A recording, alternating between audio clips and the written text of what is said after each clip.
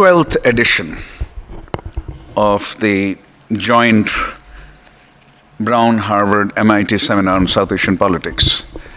Prerna Singh at Harvard, and I at Brown, and Vipin Narang at MIT. Did you turn it back on? Yeah. Started this seminar in 2011. And it's gone on. But this year, there's a change. The change is that we are not meeting at MIT at all. Our MIT co-chair is serving the Clinton administration for 2 years. So our meetings will rotate between Harvard and Brown.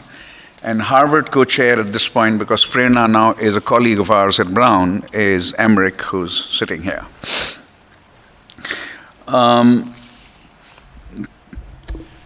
Perhaps before I introduce the topic and the speaker and the discussant, maybe we can just go around and say a word or two about ourselves. I see some new faces here. So yes, tell us your name and where you are at Brown or in surrounding areas, and what you do. Let's start with you, sir. Hi, I'm Chirag.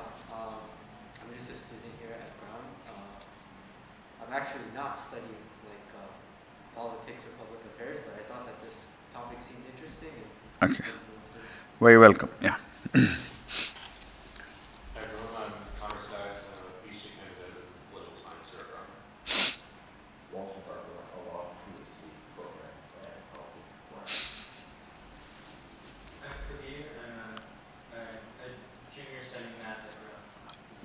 Junior studying math at Brown. Yes. Interested in UP. Are you from UP? No. I'm not from UP. But UP is always a matter of interest, yeah. Hi, I'm Srinath. I'm a senior here studying Sanskrit and chemical. Sanskrit and? Chemical engineering. And chemical engineering, yeah. Hi, I'm Shreya.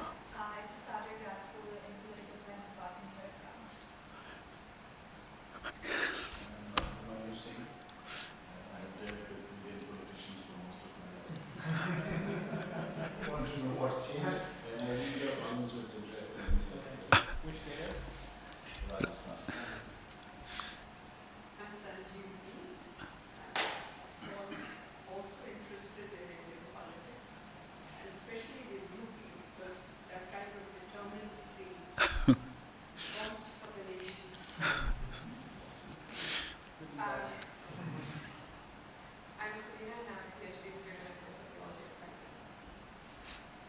Hi, good afternoon. My name is Emmerich Davies. I'm an assistant professor at the Harvard Graduate School of Education at co-convenor at And I will introduce yeah.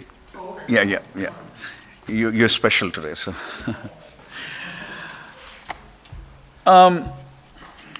Let's start with the substance of the talk today. Uttar Pradesh, my native state, is 17.35% of India. Every sixth Indian is from UP. It sends 80 MPs to the 543 elected, and there are 2 which are not elected in Lok Sabha. 543 elected members of Lok Sabha. It used to have 84 before Uttarakhand was born.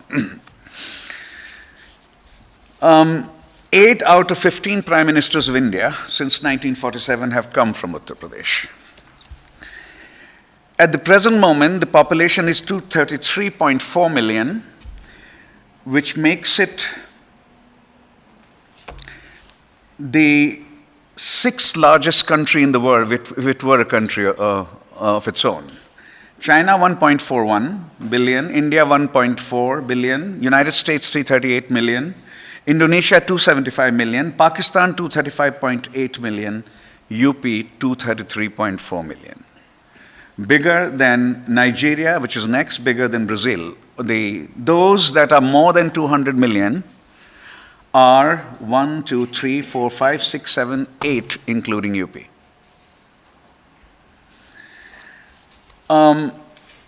It also is among the poorest states of India, has among the lowest human development indicators, and that also, perhaps, as we might note today or may not, depending on how the discussion goes, might have some impact on clearly identifiable, perhaps, impact on the politics of the state. Now, if every sixth Indian is from UP, and UP, if it were a country, would be the sixth largest country in the world, then clearly what happens in UP politics is a matter of grave interest, and should be a matter of grave interest to India as a whole. One might note that between 93 and 2007, UP was not a powerful player in Delhi, despite its size, because the parties that were ruling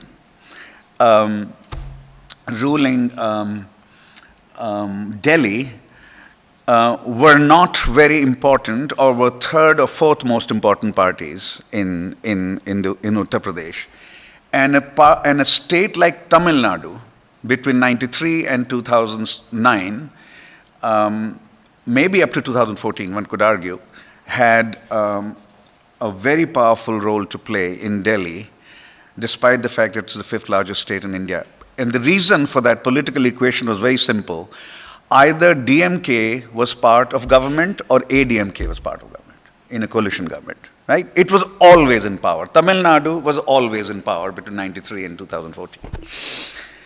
But with the return of one-party dominance or one-party majority in UP, which did not have, where no single party had a majority between 93 and 2007, for 14 years.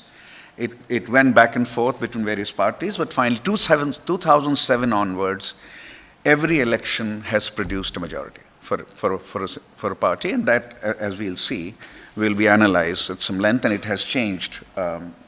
It has changed the relationship of UP and Delhi quite significantly. Our speaker today, Gilles Verniers, is currently Assistant Professor of Political Science at Ashoka University and co-director of its new but very well-known Trivedi Centre for Political Data. He is leaving Ashoka at the end of this year and joining a Centre for Policy Research in Delhi. But this semester, he is Carl Lowenstein, visiting fellow and assistant professor at Amherst College. He was educated in Belgium and France. His bachelor's is in economics and social and political sciences from Brussels. And his PhD in political science is from Sciences Po in Paris. And he's been in India for a very long time, and not only a scholar who's enlightened us a lot, but someone who's also a public intellectual, writes columns regularly and is on television a great deal. And our commentator is Thibaut Marseille, assistant professor of comparative and South Asian politics at Boston College. His PhD, he is from Cornell. He's become a member of our community here around this seminar. And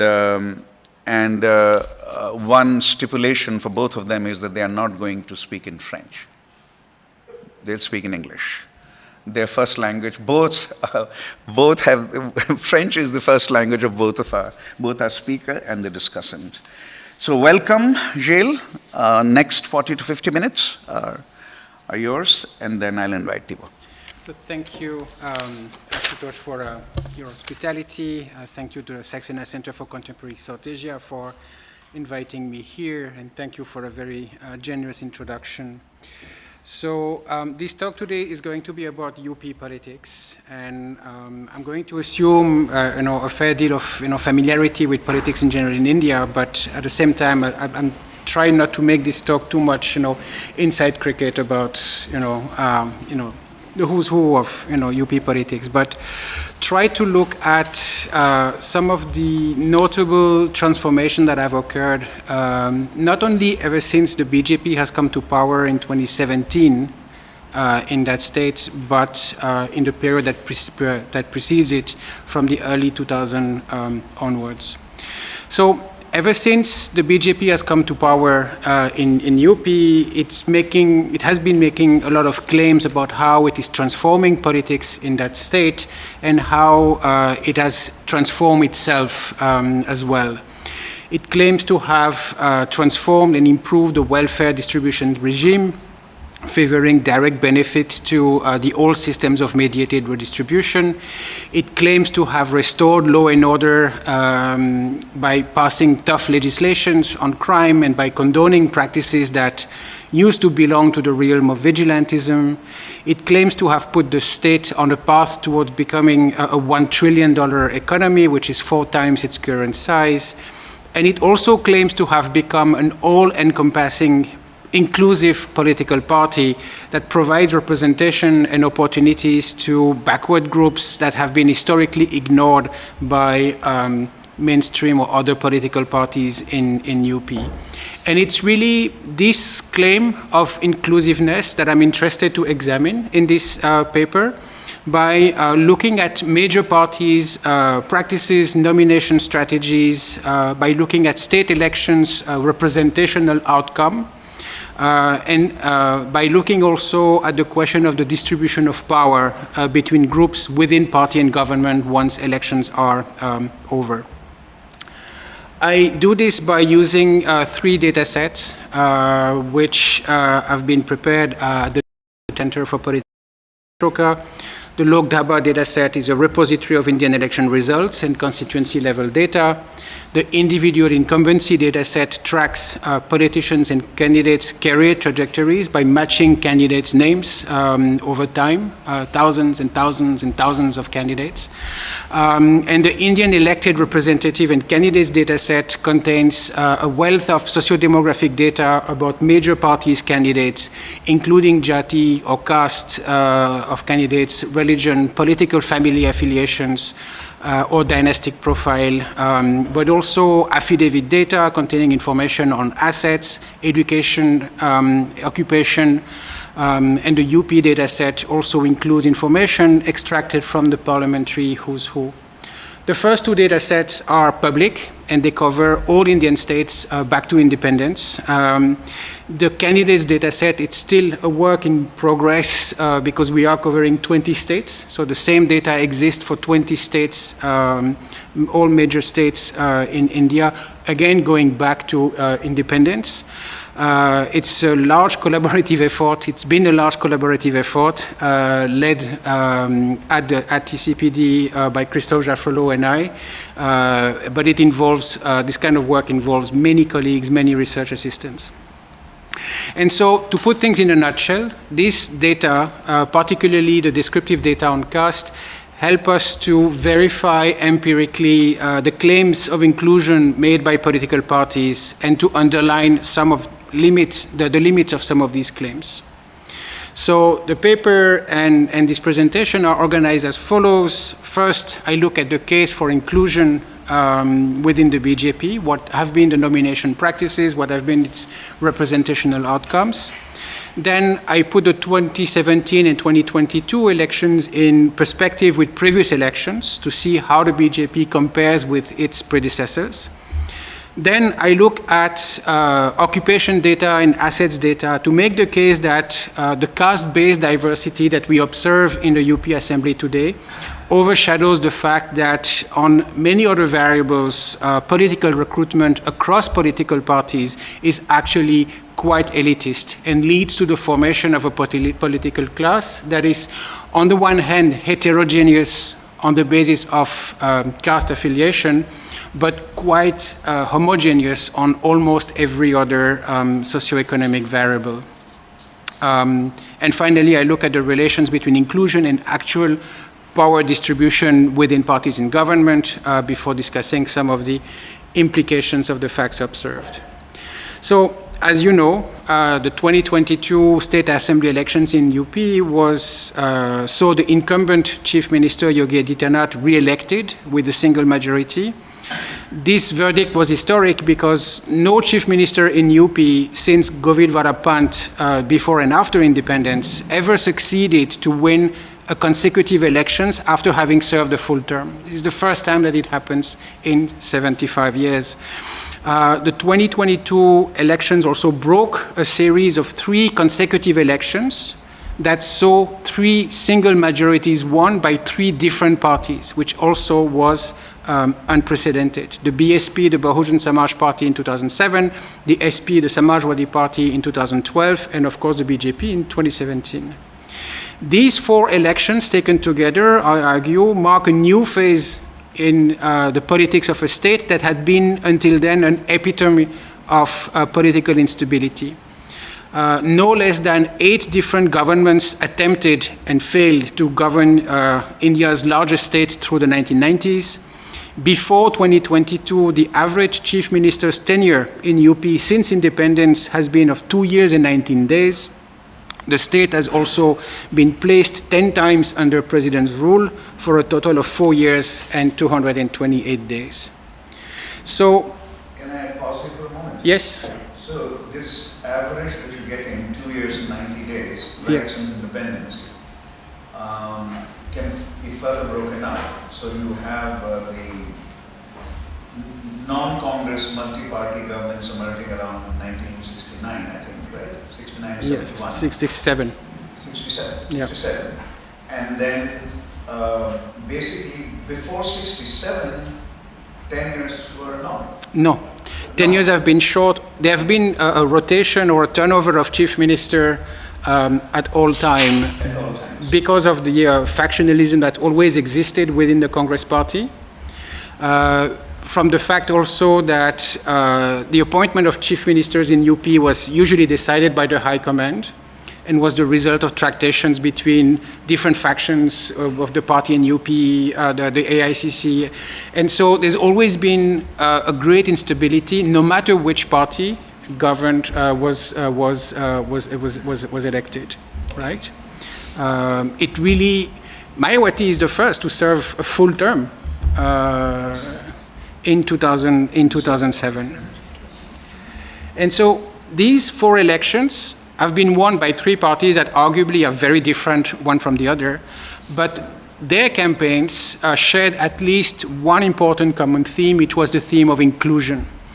All 3 parties claimed to incarnate some sort of a rainbow coalition of castes. All 3 parties sought to mobilize voters beyond their traditional support base, which they had built over time in previous elections, in previous decades. And they did so by adopting inclusive political discourses, but also by using recruitment, candidate recruitment, as a tool of party diversification. In 2007, the BSP extended a hand to Brahmin voters by nominating many Brahmin candidates. In 2012, the SP, the Samajwadi Party, made an effort to broaden its recruitment by including more Rajputs and more non-Yadav backward candidates. And in 2017, the BJP's victory translated into a great resurgence of upper caste representation, as the party gave nearly half of its tickets to upper caste candidates. And in 2022, it sought to correct that image of a pro-upper caste party by inducting more candidates drawn from a variety of lower backward castes. So,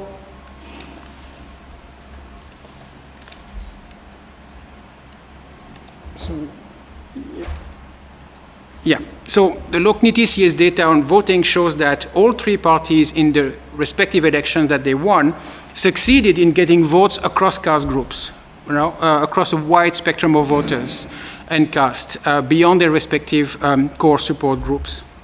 And so at face value, these parties have become more diverse as they seek to attract votes from segments of the electorate that are not traditionally aligned to them, notably through the tool of candidate nominations.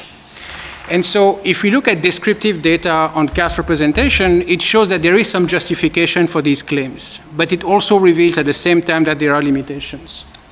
So consider this table, for example, which shows how BJP tickets are distributed across a wide range of groups in the last two elections, 2017 and 2022. In 2022, the BJP distributes 107 tickets to candidates belonging to 22 different backward caste groups, 124 if you include Jats among them, which is a marked increase from the past. 15 years ago, the BJP distributed about half the number of tickets that it did in 2022 to a much smaller number of rather important or demographically important backward groups. And the same goes for scheduled castes. The BJP in 2017 and 22 distributed tickets to a large number of Dalit groups, a larger array of castes than it used to in the past. Muslims are completely excluded, which is a powerful signal from the BJP to voters about his views on the ownership of the public sphere. And if you break down this caste category into Jati, you find that most of the BJP, OBC, and many of the Dalit candidates belong to a group that can be termed as non-dominant in demographic term, in social term, in economic term, and historically in political term as well.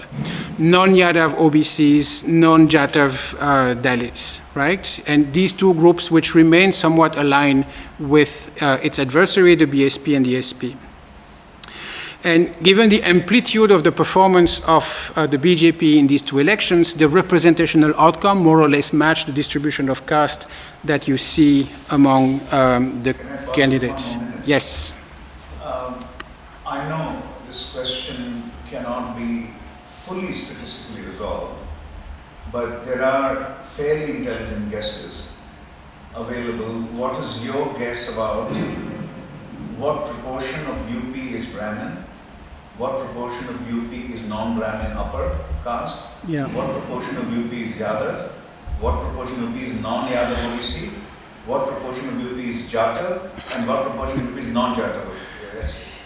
So, all of us have good speculations about that. You would have a much better speculation than many of us. So at the top of my head, Brahmins make roughly 6-7% of the population, Yadav make 9% of the population, Jatav make 12% of the population.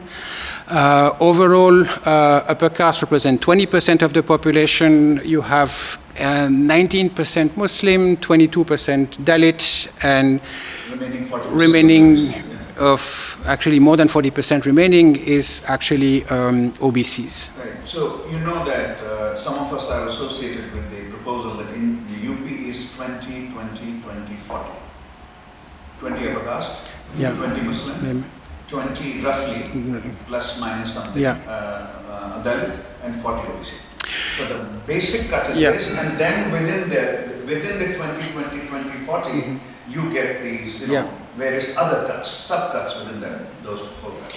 Yeah, of course, I mean, there is an endless conversations about classification also. Should we consider Jat as OBCs or not? And there's been also movement. Certain castes have, labeled under a certain category, but then are labeled under different categories over time. So the coding actually of caste is a very complex exercise. But and one more thing, before, so that we understand, the All India perspective can be understood. Other than Uttarakhand and Himachal Pradesh, UP has the largest proportion, proportionately speaking, the largest concentration of upper caste.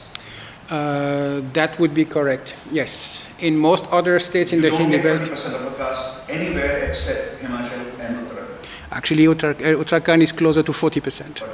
Yeah. And Himachal is 30%. And Himachal, exactly.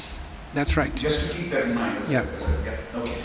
So, if you look at, I'm sorry, it's a lot of figures, but if you look at nomination data over the last 4 elections, and this time presented in percentage terms, you see that the strategy of inclusion of lower OBCs remains somewhat, within the BJP, remains somewhat modest.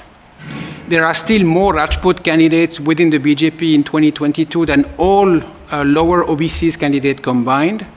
And you see also that the inclusion of lower OBCs within the BJP through the ticket distribution is something that came incrementally rather than spectacularly in 2017. And in fact, an electoral strategy that seeks to combine support from the upper caste and non-dominant OBCs or non-Yadav OBCs is hardly new to the BJP. This is what it did in UP in the early 90s to counter precisely the political rise of the Yadavs. This is what the BJP has done across the Hindi belt in the 90s when it appointed chief ministers such as Kalyan Singh or Uma Bharti, who are low caste, who are lower OBCs, to counter the rise of backward parties. What was spectacular was the size of the victory, the amplitude of the victory of the BJP in 2017, which brought in parliament many more OBC, BJP, and SC BJP MLAs than in the past. But in terms of proportion, we see that the induction of lower OBC candidates has been incremental and has not led to a particular or significant dilution of upper caste representation within the BJP. Upper caste in 2022 still make 44% of all the BJP candidates. So you put that in perspective with the fact they represent 20% of the population, gives you a rough idea of the degree of over-representation that these categories have within a party like the BJP, right? So they make 44% of all BJP MLAs in 2022, or if I wanted to be a bit more rhetorical, I could say that they make 60% of all the MLAs elected in general seats, right? So these figures, but nonetheless, there is a distribution, right? And this distribution is consonant with the fact that the BJP has succeeded to considerably broaden its support across caste groups, and particularly among the backward groups. Can you go back to the previous slide? Yeah. So you're basically saying that this is 20% of the population, but 44% of those elected. That's right. This is 40% of the population, but 28% elected. That's right. This is 20% of the total population, Yeah. but 22.7%. Yeah, but it's mandated representation because it's through reserve This seats. is mandated because Yeah. of the reserve seats. That's right. Right.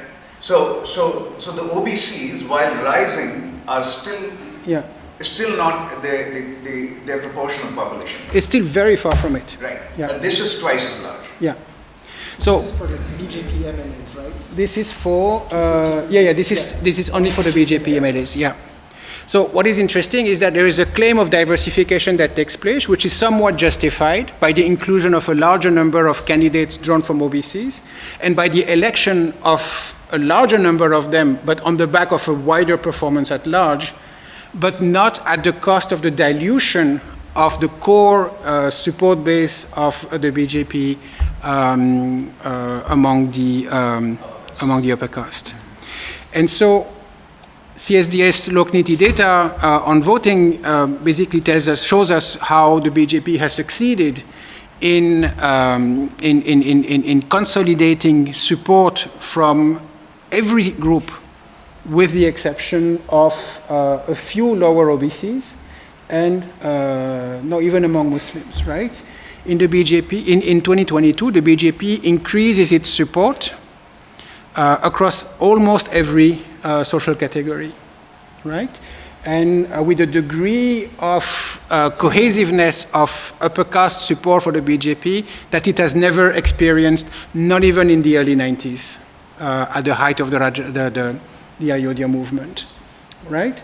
And so the BJP's claim of being a diverse party can be looked from the point of view of its composition, where it is somewhat true but somewhat limited, but it actually finds more veracity from the point of view of the composition of its electoral base, which cuts across almost every caste group, with the exception of Muslims, and to a certain extent Yadav and Jatav as well, which remain affiliated with regional parties.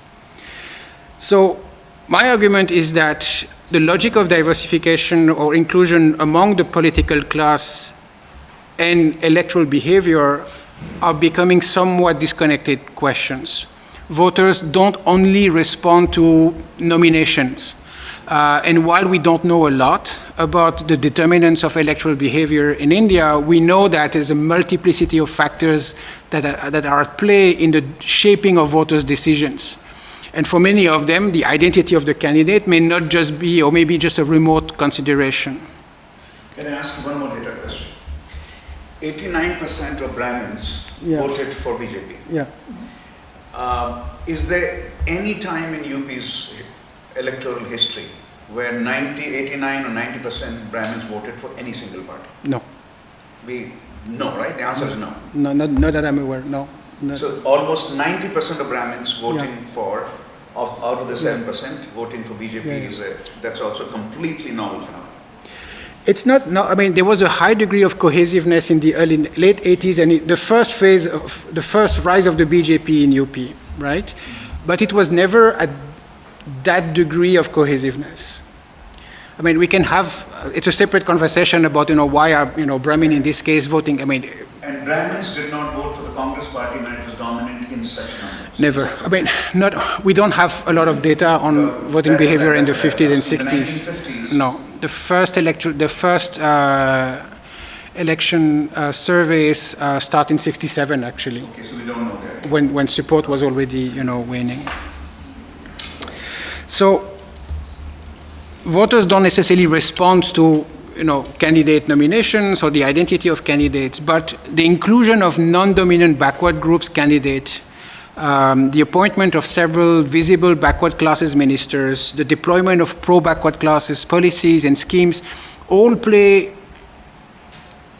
have a role to play, and also the inclusion of these OBC group into a larger ethno-nationalist discourse plays a very important role in the reshaping of the party's image as an inclusive, diverse, anti-establishment party.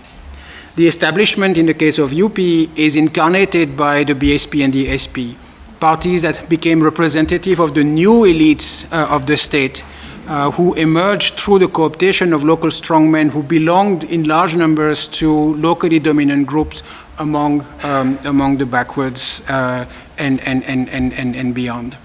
So in 2017, the BJP formulated a 60-40 strategy consisting of mobilizing the 60% of the population that was not Yadav, Jatav, or Muslim. And by doing so, the BJP sought to cultivate and bank on the resentment generated by a strong perception of power capture by Yadav and Jatav under the SP and BSP regime. Policy preferentialism, capture of reservation benefits. So these are all themes that the BJP pushed on to build also support across these groups. And so if we compare these figures with other parties, we see that not only the diversification strategy of the BJP is not new, but it's also, I mean, it has done it in the past, but it's also not specific to the BJP. So this chart, for example, on the left shows that the rise of non-Yadav OBC representation started before 2017. During actually a previous phase of BJP ascendancy in the late 90s and early 90s. But when the regional parties come to power, late 90s, early 2000, their representation somewhat declines, right? And it's this decline that the BJP sort of banked on in its mobilization. And you see how it takes off once the BJP takes over in 2017. But if you compare different parties, and this is the BSP and the SP, since the early 2000s, major parties in UP have been attempting to do the same, to expand their electoral base by providing representation to a greater diversity of groups.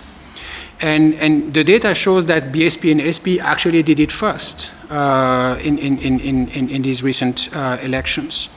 In 2007, the BSP attempted to shift its identity from a Bahujan party, a party for the lower caste majority, to a Sarvajan party, a party for the entire society, which was a shift in discourse meant to justify the induction within the party of a large number of upper caste candidates.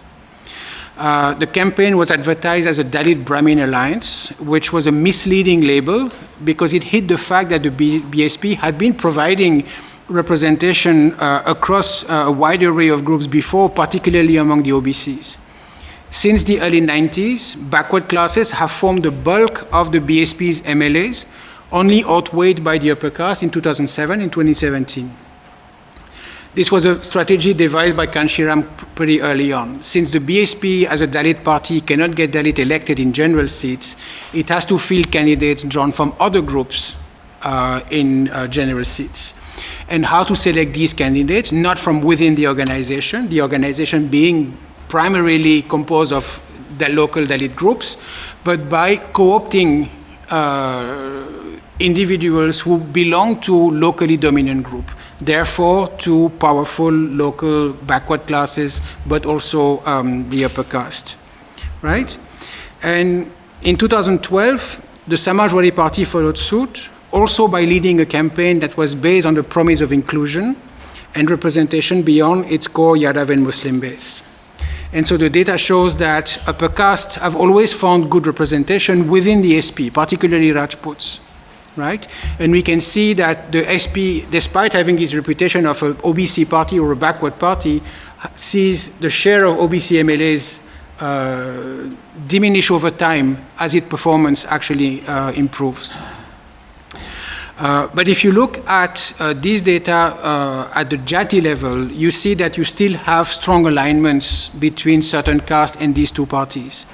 Of the 81 scheduled caste MLAs elected on BSP tickets between 2007 and 2017, 53 belong to the Jatav community, which is the core support group of the BSP. 93 of the 164 OBC SP MLAs elected since 2007 belong to the Yadav community, which is the core base of the SP. But that's not entirely dissimilar to the preferential distribution of tickets to upper caste candidates by the BJP. Therefore, there's a strong commonality of practice between these three parties. And as far as the BJP is concerned, caste-based representation gets skewed in favor of upper caste MLAs. Not in the same measure that in the past, but it remains vastly disproportionate to their demographic weight.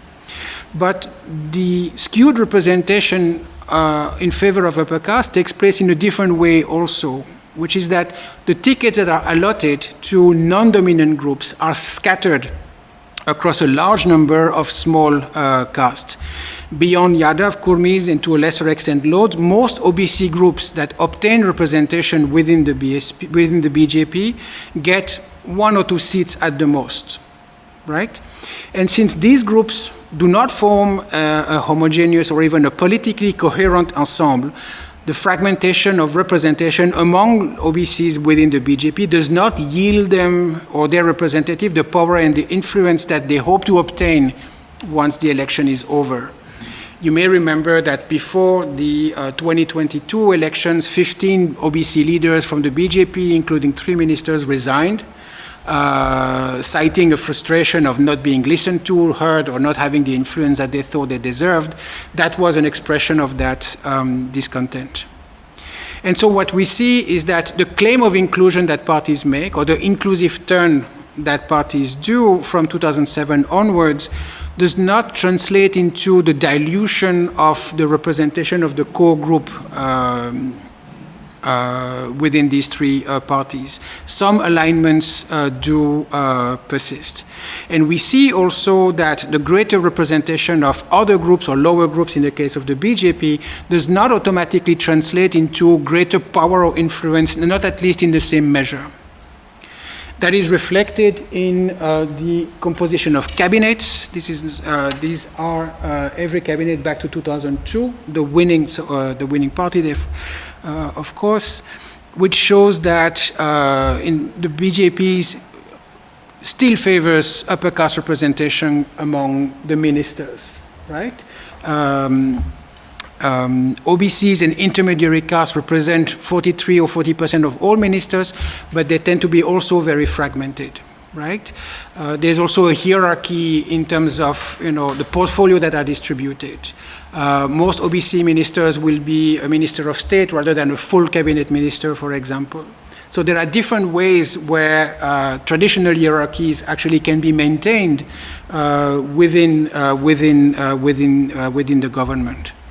And since all these backward class leaders must compete for power and positions within the party, there's very little caste solidarity across those groups, right? There are competitors within the BJP. And that contributes to the fact that backward class leaders and ministers have often been overruled within the UP government on matters that concern them most, like decisions on reservations or the refusal to conduct a caste census in UP. By comparison, BSP and SP have a smaller presence of their core support groups among the ministers and also favor upper caste representation within the government. But I've only talked about caste so far in a rather, descriptive, fashion. Before you go to class and assets, Yeah. you're saying that even though these proportions are similar now, Yeah. the upper castes are getting either the cabinet level positions more than the OBCs, They are. or the OBCs are getting smaller ministries. That's correct. That's what's right. Yeah. The numbers are similar now, right? 40.4%, but the important ministries and the cabinet level appointments go mostly here. That's or correct. Disproportionately here. Yeah. There are other ways hierarchies can be maintained. Okay. So caste, of course, is only one way to measure the representative character of a state assembly. And perhaps the most significant transformation that has occurred among the political class in UP has been the transformation, the changing occupational profile of candidates and MLAs, and the increased centrality of wealth in candidate selections. So over the past 20 years, the number of candidates and MLAs who declare some form of business activity as their main occupation has risen sharply, while those declaring more conventional professions such as agriculture or a liberal profession like law have greatly diminished. My PhD thesis was about the rise of regional parties in UP and the transformation of politics and the transformation of UP's political class. And I documented how competitive pressures, transformations within regional parties led them to recruit their candidate from a rather homogeneous pool of individuals connected to local business networks, willing to invest vast sums of money into short and uncertain political careers. I found that while regional parties diversified their recruitment in terms of caste, they also selected candidates who shared important characteristics constitutive of what parties consider to be winnability criteria: money, name recognition, business network connections, family, reputation, muscle. And my main argument was that a focus on caste-based diversity as the main measure of the representative character of assembly is misleading and obfuscates the fact that on many other important sociological aspects, the political class of UP appears to be rather homogeneous and elitist, sociologically disconnected from most of the individuals who belong to the groups that they claim to represent. And so two measures of homogeneity in the political class of UP are occupation data and assets.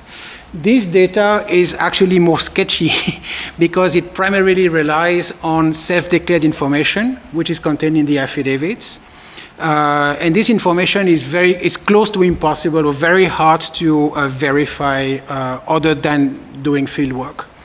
So I've spent much time between 2007 and 2012 to verify occupation data through fieldwork and interviews.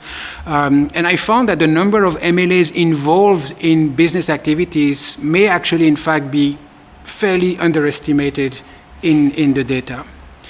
We know that politicians have many incentives to hide their actual sources of revenue, and they also have incentives to lie about their occupation. Businessmen who run for office become social workers once they get elected. I know personally several MLAs who declare social work as their profession, but whose spouse run local empires of petrol pumps and or brick kilns, empires. In my years of field work, I've encountered a number of lawyers, politicians who declare themselves to be lawyers, but actually own factories, run private schools, took participation in partners or friends' businesses. I even met a politician who introduced himself as an author, but whose campaign funds came from a factory exporting dog food to Thailand, which was owned by his father from Kanpur.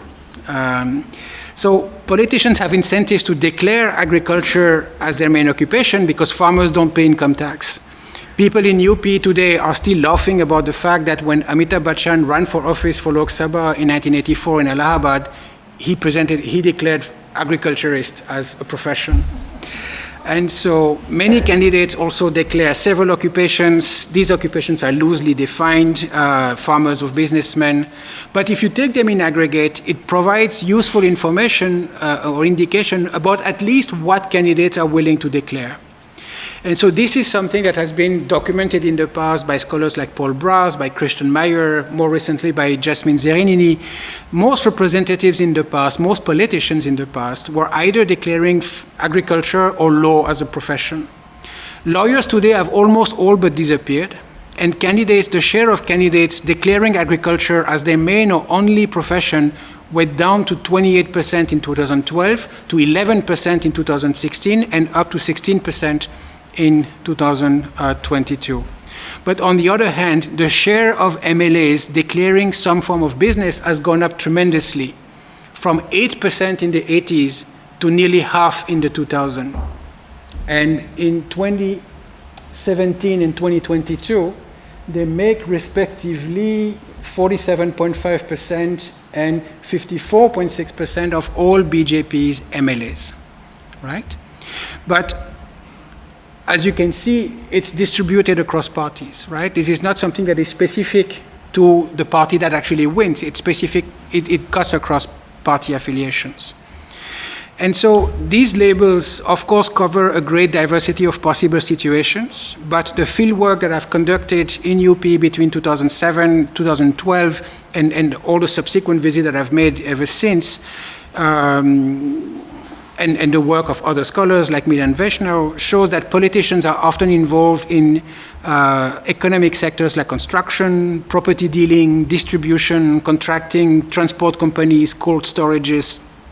Very few, almost none, are white-collar professionals. Most of them belong to professions that share a few important characteristics. There are fast-growing, rent-seeking sectors of the economy. They are cash-rich. They are close to the state, dependent on the state for licenses, for authorizations, for contracts. They are not traditionally tied to specific caste groups, right? There's not a caste of, real estate developer, for example, right? Everyone can, it's a form of profession everyone can invest in, provided that they have the resources. And there are also the sectors of economic activity that tend to be the most criminalized. And so if you take all these characteristics together, they provide strong incentives for individual businessmen to get involved into politics, because it becomes a very powerful way to pursue some form of private interest. It connects you, it gives you party connections, it makes you close to the local administrations. Power and influence is obviously useful to deal also with competition. It puts the police on your side, which is very useful when you run shady businesses. And so there's a system of incentives that create a class of individuals who are willing to get into politics and who also have the resources to do so, and would tend to check most of the boxes that what candidates think makes a good candidate, right?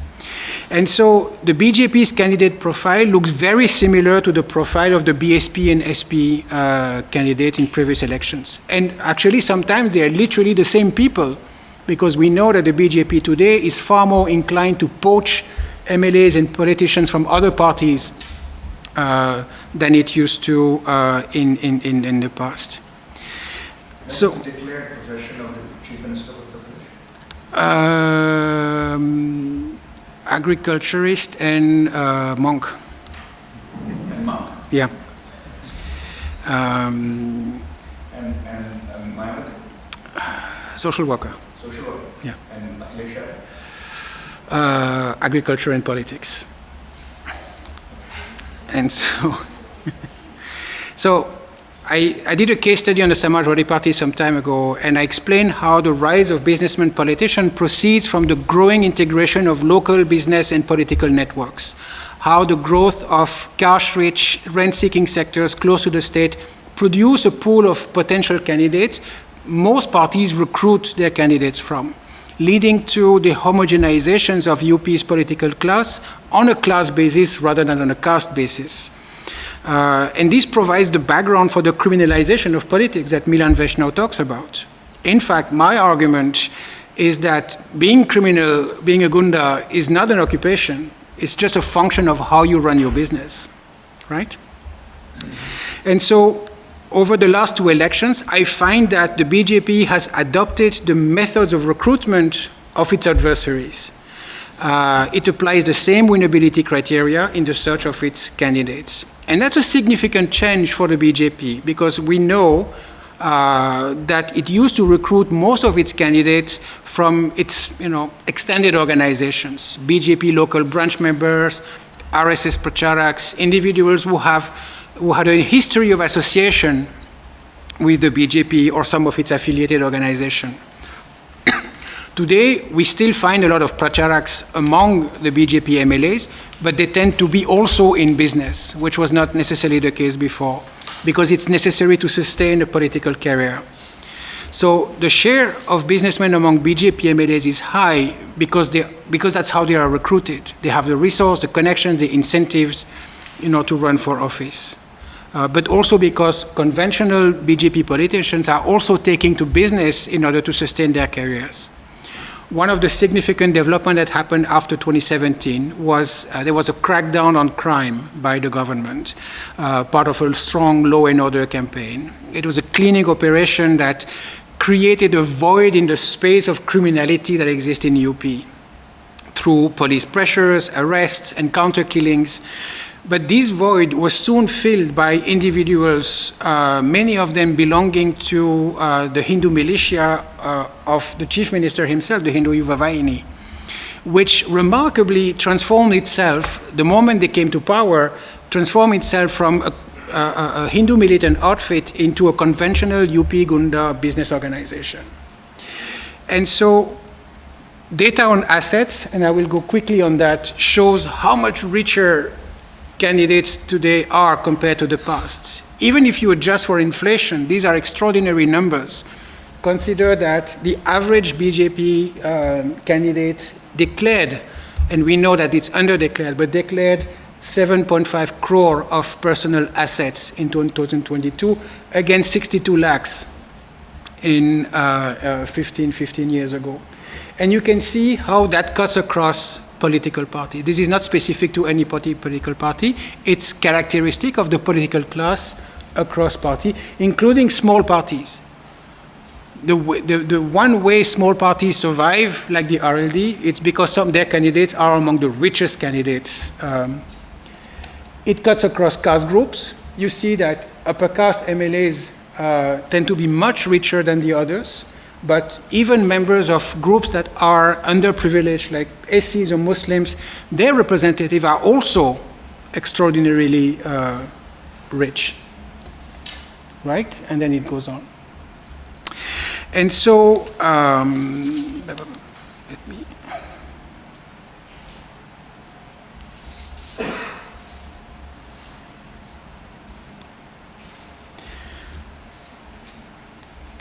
Okay, so even if one accepts that at face value on the basis of caste, UP's political class is more diverse today than it used to be 15 or 20 years ago, there are other reasons to believe that this kind of diversity does not necessarily translate into substantive gains for the groups that obtain such kind of representation.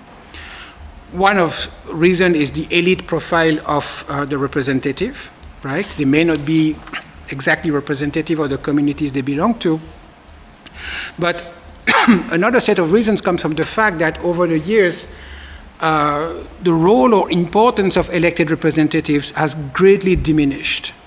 I only mention a few factors that lead me to make this observation, but incumbency data reveals that the career of most politicians in UP is very short. Most MLAs do not serve more than a term. and they disappear after their first elections. Either they're booted out by voters or they are kicked out by their own party. In the current assembly, which has 403 members, there are only 87 legislators who have been elected more than twice. Many of them have been appointed ministers, which leaves very few experienced MLAs to actually do legislative work. They form what I call the stable political class, a class of professional politicians who endures, those who win their seat when their party loses their election, for instance. These are the real professionals of politics, and there are just very, very few of them. And historical data shows that this is a constant in UP's political life. You can go as far back to the 1950s. Elections have always been extraordinarily competitive for individuals. They have to compete within and between parties. They have to resist all kinds of competitive pressures in order to survive in politics.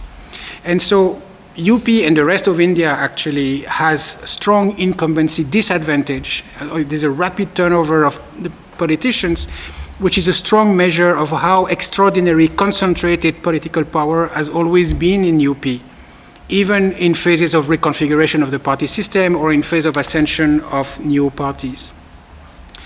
So parties that externalize the business of winning seats to local entrepreneurs who invest in politics to further some private interest are also parties that concentrate power greatly within themselves. That's the third observation, that as political parties in UP have become more diverse, they have also become more and more centralized and internally authoritarian as organizations. That includes the BJP, which has been completely transformed from a party of local notables, which grew out of municipal elections upward. It's been transformed into an extraordinary electoral machine at the service of the party leadership. The professionalization of politics, the recourse to consultants, the recourse to private firms, all that also enhances the power of the party's high command and contributes to sideline elected representatives who find that they actually don't have a lot of work to do other than constituency service or rent-seeking activities that are necessary to survive in politics. And so these developments bear several important implications with regard to the democratic functioning of the state and for our understanding of the role of caste in politics. One, there is a disconnect between political representation and the individuals who are meant to embody that representation. There's a constant turnover, right? So the caste label matters, but the individuals actually do not. Representation does not only occur through elected representatives, right? Voters may feel represented by what a party stands for, by the promises that it makes. Second, the short career and the competitiveness of elections provides very little incentives to MLAs to actually learn the job of parliamentarian. They complain to be sidelined, they have no meaningful work to perform in the state assembly. Third, the rising cost of entry into politics, the general competitiveness of elections. There's a difficult entry and there's a high probability of early exit. And the system of incentives offered by parties to their candidates has a strong filtering effect on who gets to run for office in the first place. And that favors the representation of local strongmen with business connections. And the combinations of all these factors also create systemic incentives for all kinds of predatory behavior. And fourth, these inclusive strategies still rely on the exclusion of some other. The BJP's brand of inclusion excludes Muslims entirely. It also excludes women across political parties. No party actually has any record of giving fair representation to women. They barely make 10% of all candidates.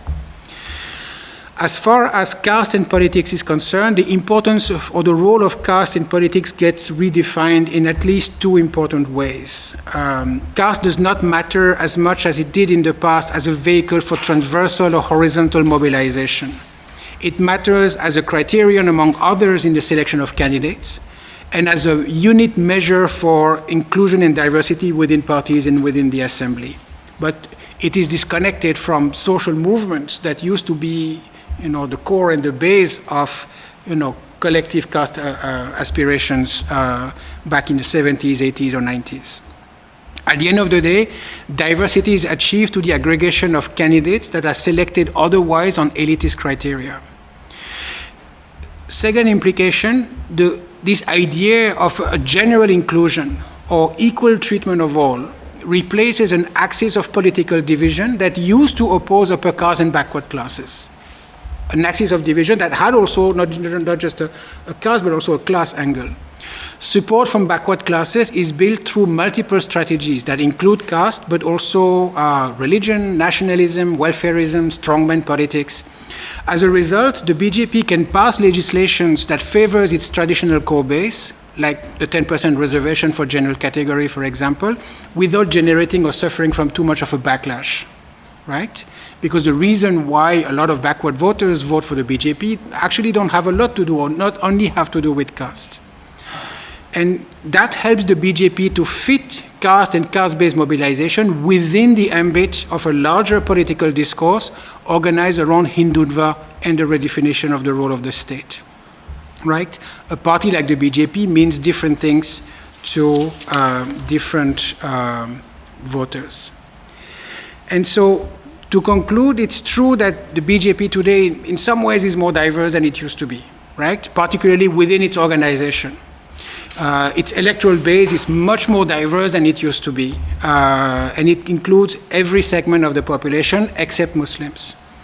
But the fact that this increased diversity takes place and at the same time of an unprecedented process of power concentration within parties, and through the formation of a political class that is quite homogeneous and very elitist, should make us think about the meaning of descriptive representation, or should make us think about the substantive or emancipatory potential of that kind of inclusion. So political representation in UP has always been, by and large, skewed in favor of the elites. My argument is to say that the fact of elitism remains, but the forms and composition of who belongs to these elites changes over time. The rise of regional parties in the 2000s has contributed to create a political class that is embedded in local business network because it's a reflection of larger transformation occurring in UP. And what I find interesting, and which I think is worth having a conversation of, is the fact that the rise of the BJP does not change that trajectory. In fact, it accentuates it further by even pouring even more resources into the electoral process and calling it inclusion at the same time. Thank you.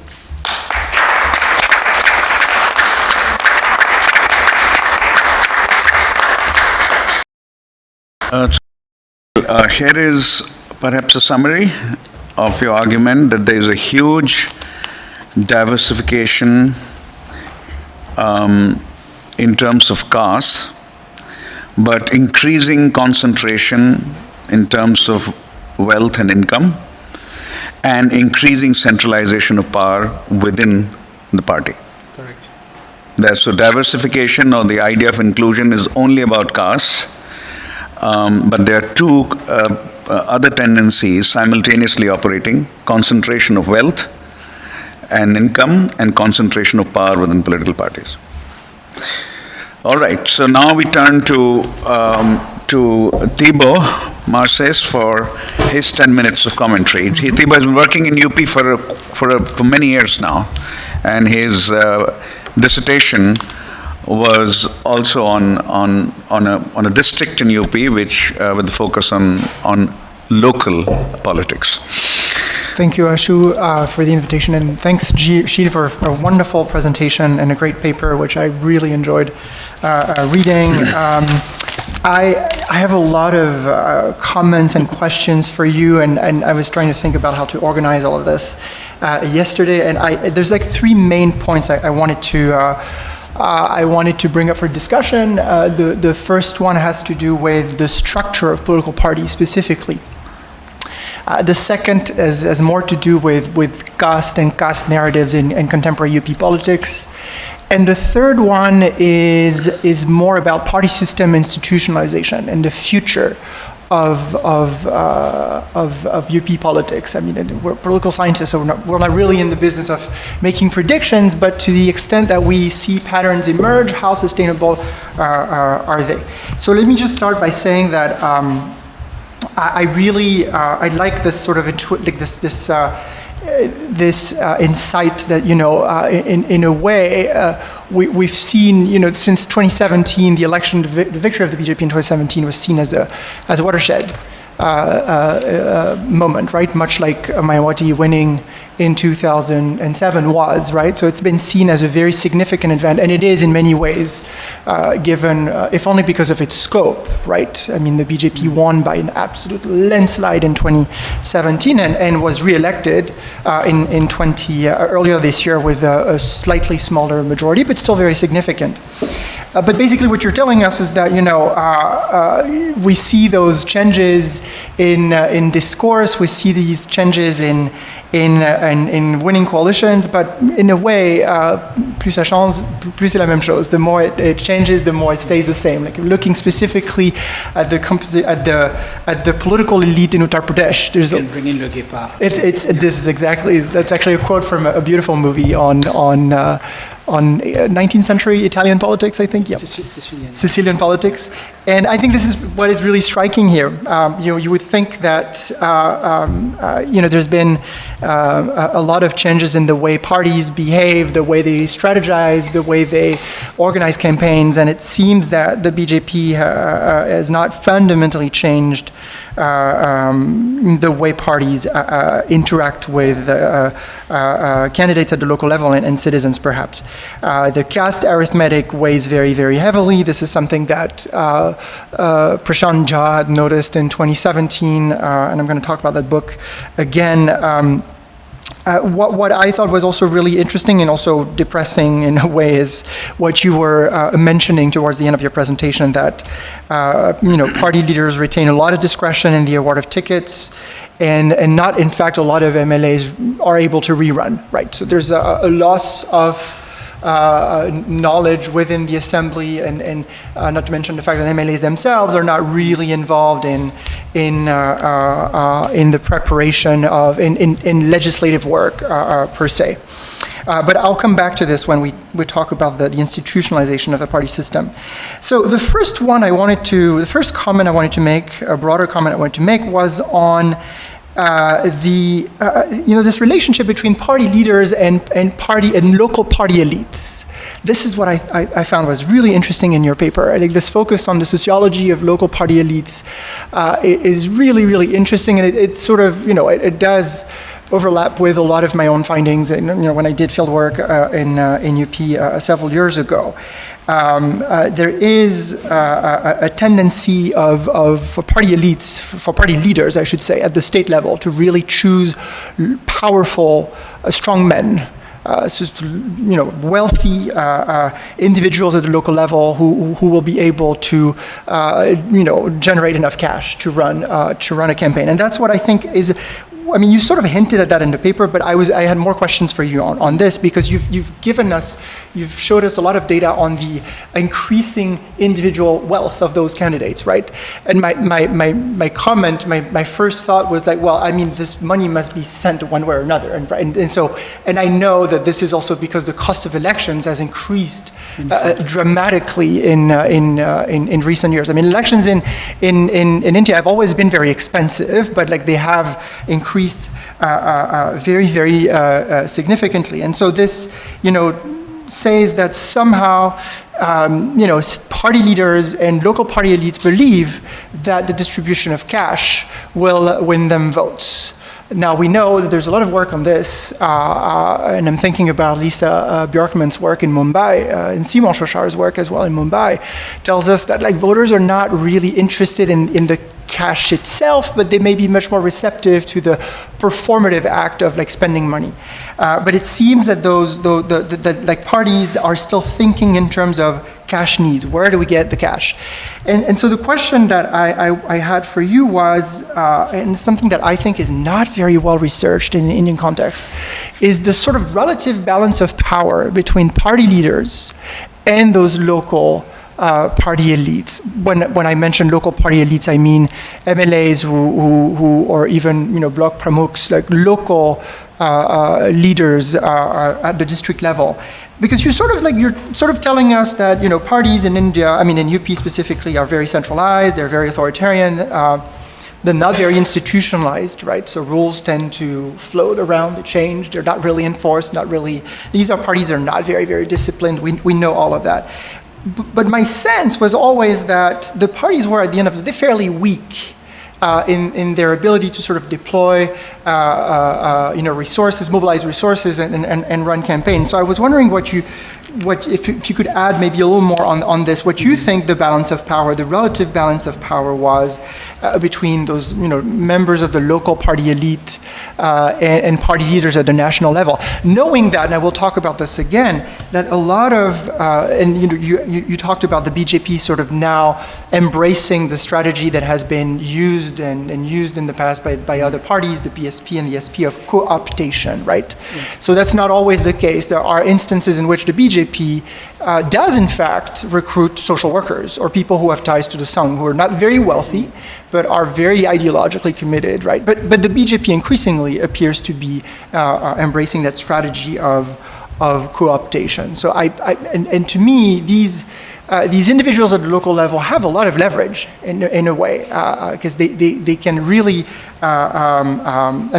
they also go with the flow to some extent. They know which party is probably more likely to win to some extent, but I do think they have still a lot of leverage. Thibaut, is the following formulation of what you're saying right?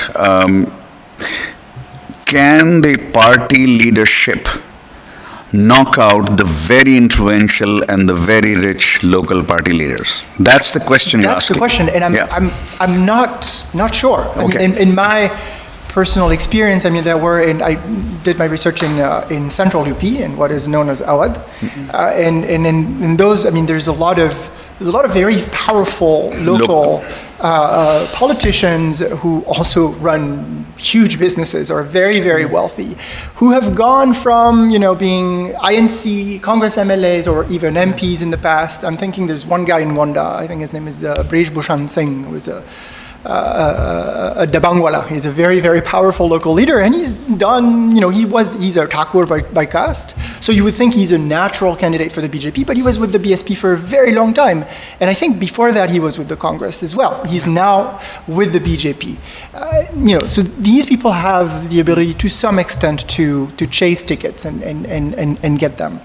But I acknowledge that it may not necessarily be the case everywhere. Yeah. So that's something that I hope we'll have a chance to discuss. The second comment is on caste and caste narratives, and you talked a little bit about this. I thought this was really interesting in the paper. It's this idea that we have. So yes, the BJP has sort of, and I'm thinking of the book of Prashant Jha's book, how the BJP Wins, which came out I think in 2017, just a few months after the election, which is a great book. I highly recommend this book. Jha is actually a journalist, I think, by training. Now he's the Washington correspondent of the Hindustan Times, and that book was really good at showing I think he uses the term social engineering, how the BJP basically looks at the caste the caste breakup at the local level and sort of organizes the award of tickets on that basis, and how in the end this paid off. He's also my editor at HT. There you go. So, the book is really, really great to sort of understand this sort of form of social engineering. Now, the question is, and he had this, I think he had a chapter on how the BJP now is very good at crafting individual narratives for specific caste groups within the broader, caste. Take the example of the scheduled caste, right? So yes, the BSP is usually associated with the Jatas, with the Chamar, right? So, and has been historically associated with that specific subgroup. Well, the BJP appears to have actually tried to work with smaller SC groups by sort of crafting a narrative of political sort of like assertion, dignity, and emphasizing in the process the fact that Dalits have historically been at odds with Muslims, that they have nothing to do with Muslims and really should, join the great Hindu family, right? And so what I was going to ask you, Gilles, is how much of that is really, I mean, you sort of said that, yes, representation matters, but nominations of individual candidates do not seem to matter all that much anymore, which would go against the argument made by Kanchan Chandra 15 years ago on the fact that, voters look for the leadership. They don't necessarily look for the party label, but they look for their own co-ethnics among the party leadership and the candidates, right? So how much of that narrative of Hindutva is really sort of like seeping all the way down to, and this goes a little bit beyond your discussion and study of local elites, because I'm really thinking about what voters really think, right? And how much are we likely to see sort of a return perhaps to traditional caste narratives, right? So like groups sort of like coalescing and sort of focusing much more on distributive outcomes and how much they can actually extract from the state. And the last comment, I'm just looking at the time. I think 2 minutes. And the last comment I had for you is really the sustainability of this new coalition, right? So 2017 watershed election, 2022 we see for the first time in a very long time in UP the incumbent being actually re-elected. That's a big deal. How much of this is really, I study party system institutionalization and I teach it now, and I think of, when I teach this class on party systems, parties and party systems, I teach my students, Lipset and Rokon and the freezing of party systems in Europe in the 20th century.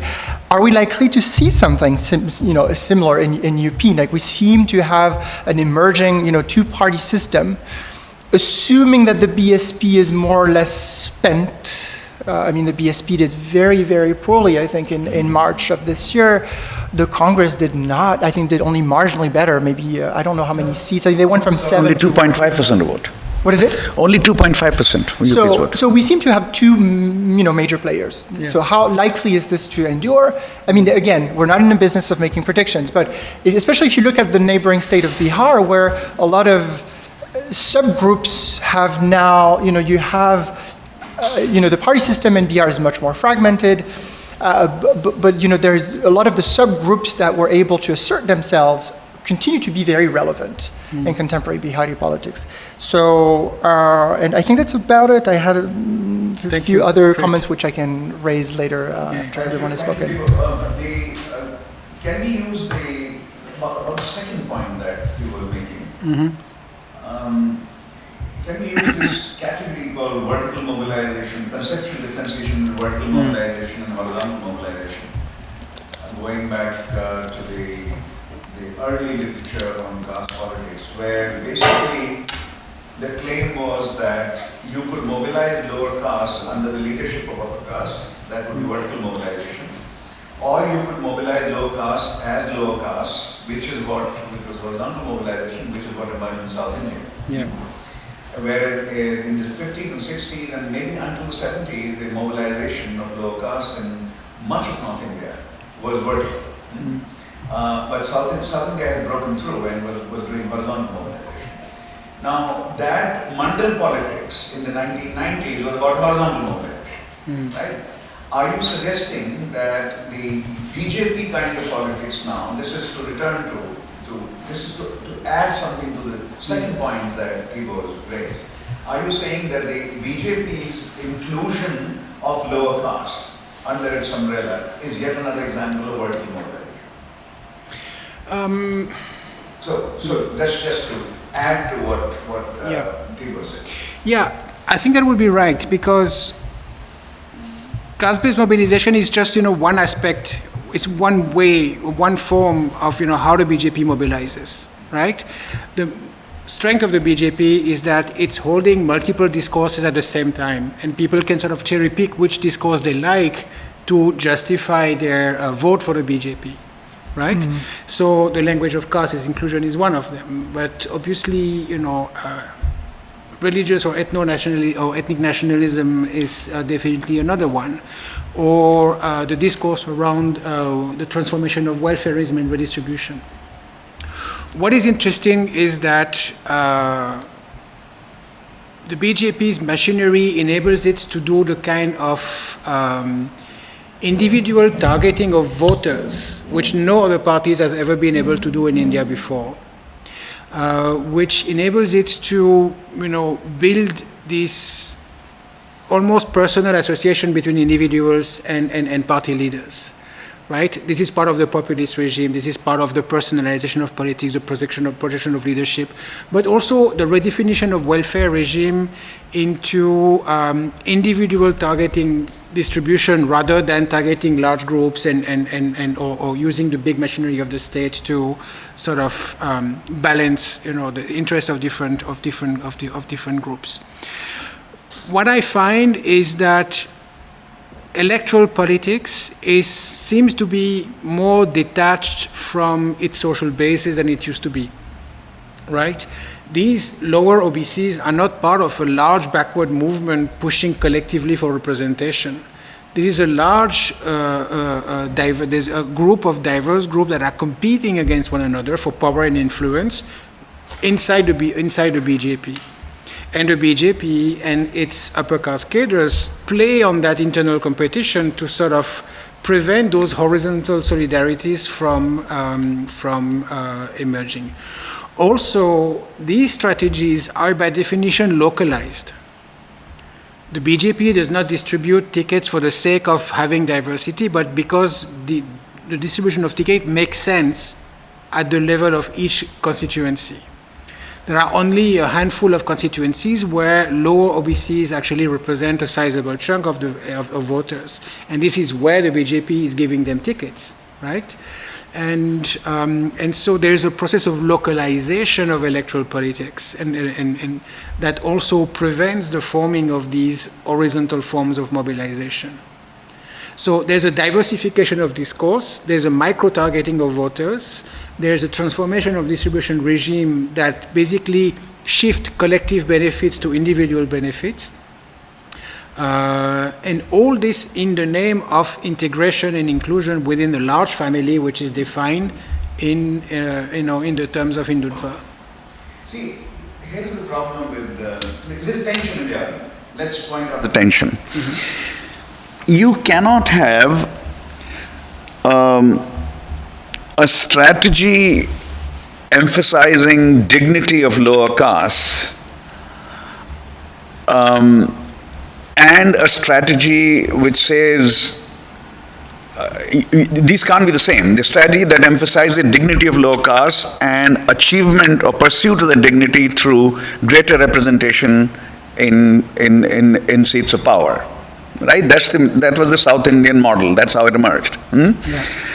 It's very hard to merge it into a Hindu nationalist model, right? Where the emphasis is on Hinduness, not on the caste dignity. Because the very idea of caste dignity was that the Hindu structure, the hierarchical Hindu structure, was fundamentally opposed to lower castes living a life of dignity. Right? So when Tamil Nadu looks at BJP, it says there is no fit between the kind of politics we've had since 19-teens between that and what Hindu nationalists are trying to achieve. You can't play that game easily in Tamil Nadu or in Kerala. Yeah. It'll go up by 2%, 3%. You can't easily play that game.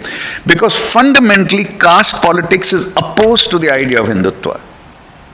Fundamentally. Now, what kind of marriage BJP is trying to achieve? Can you say something about how is it trying to marry these two? How is it getting low caste into its fold? Through just labhar, through the distribution of welfare, or through some other kind of consciousness that is cultivating? Communalism. Hatred of Muslim, or the nurturing of hatred towards Muslim. That's one.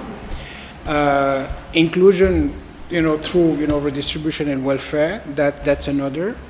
But also with a transformation of Hindutva discourse itself which they've tried very hard to make themselves more compatible with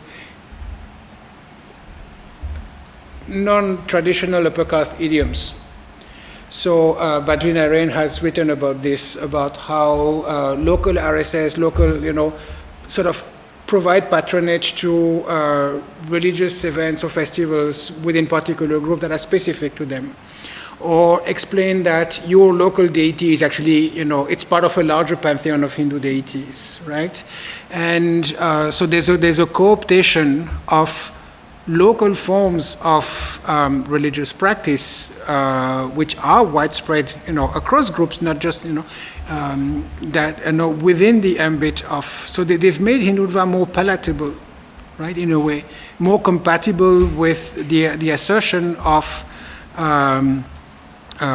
caste, assertion of caste identity.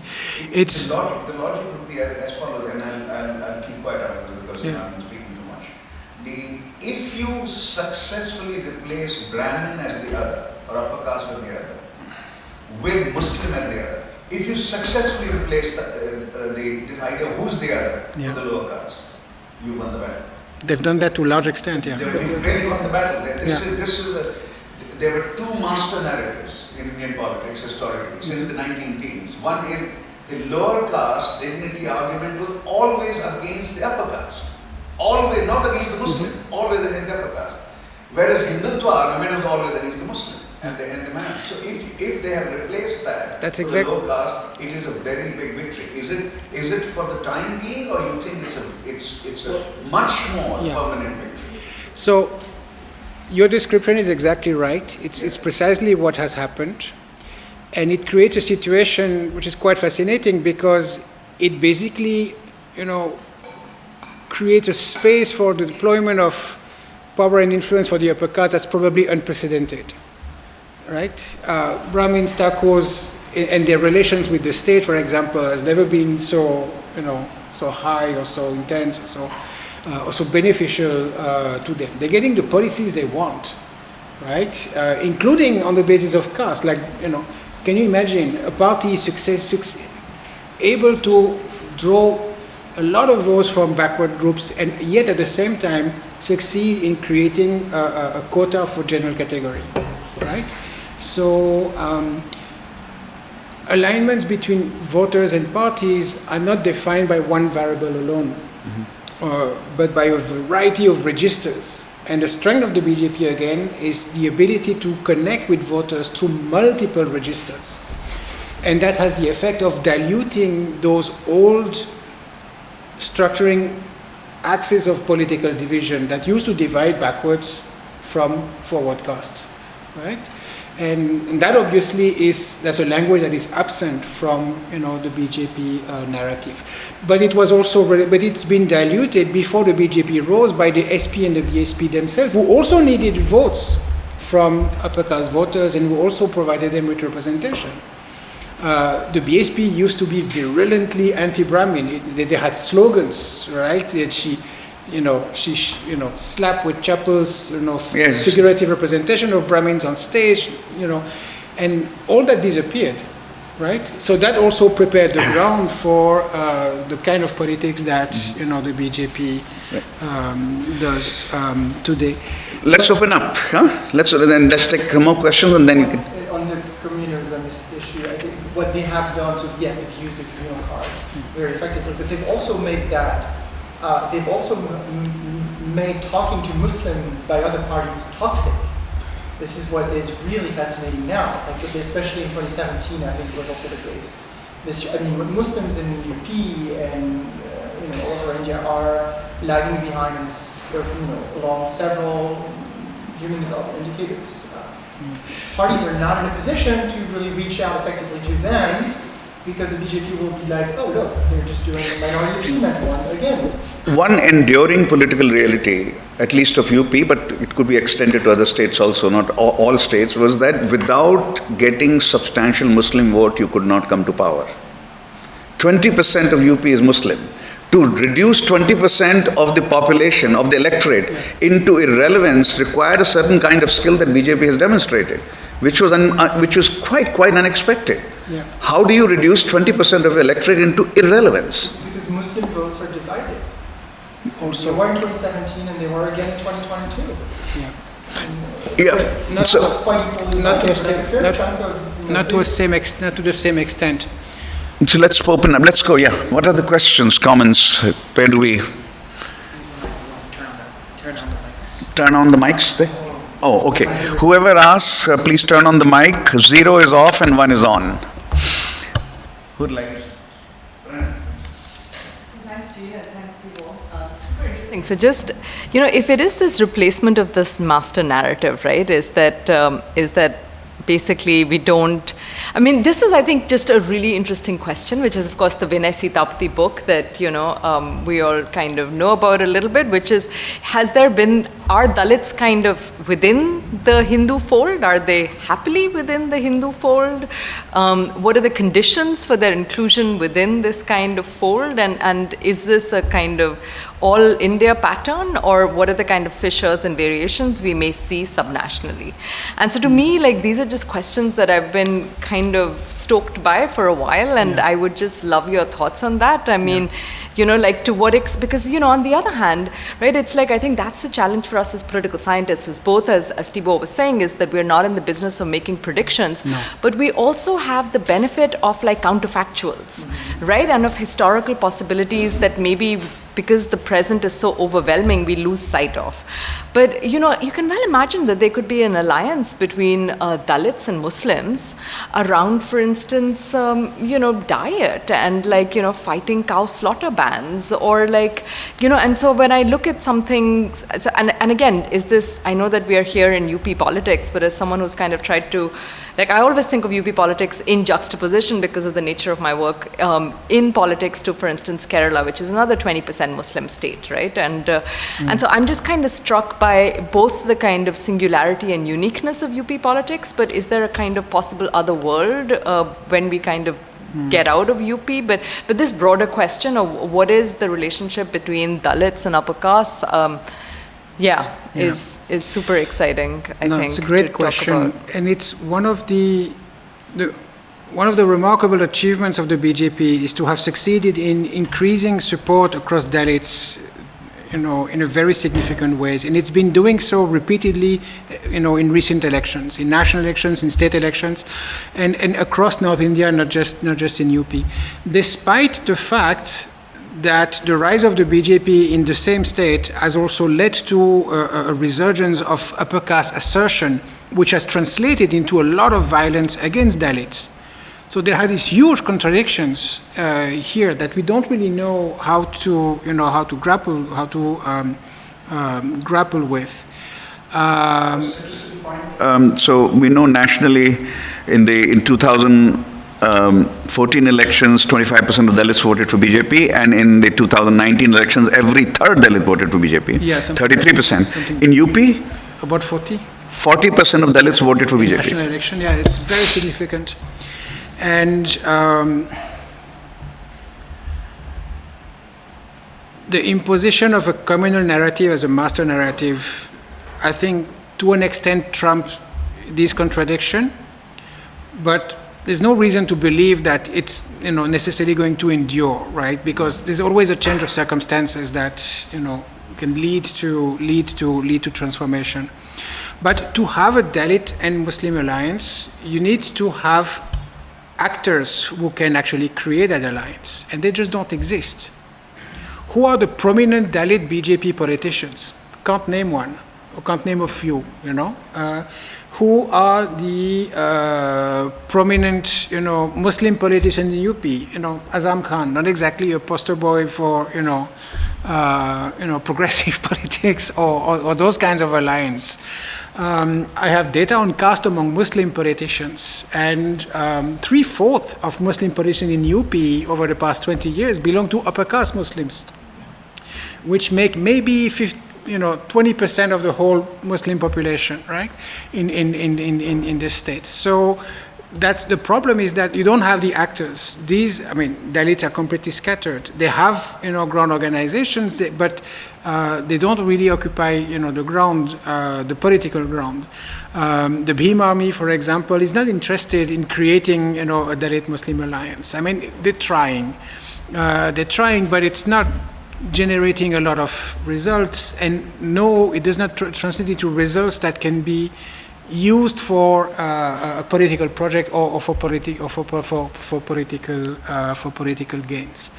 And so I think it's when the Dalit votes for the BJP, 40%, I'm sure it's not one impulse, but what are they thinking of when they're voting for BJP? What do we know from research? Why are they voting for BJP? We know very little. Huh? We know from research. We don't know. We know very little, because there's very little data that actually, ask those questions, right?